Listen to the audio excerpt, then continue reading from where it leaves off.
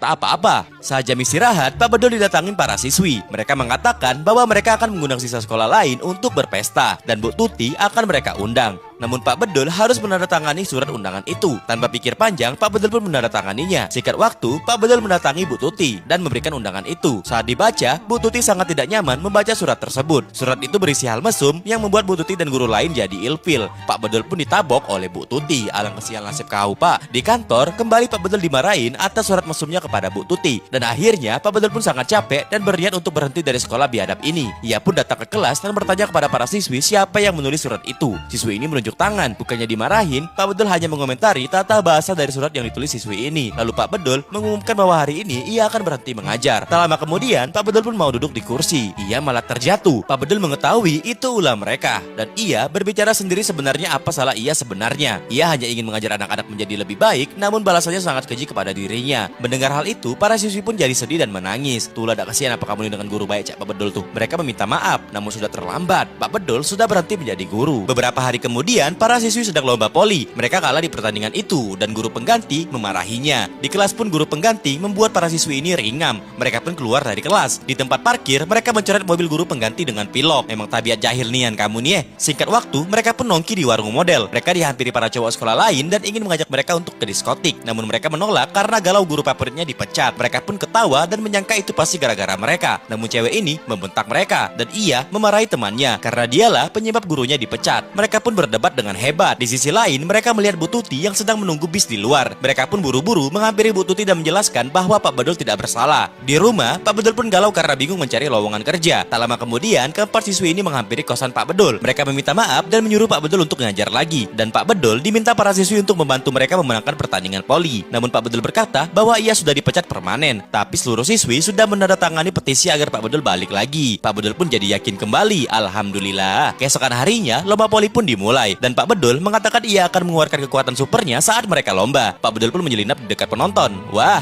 bagaimana kelanjutan kisahnya? Saksikan di part berikutnya ya, Lur.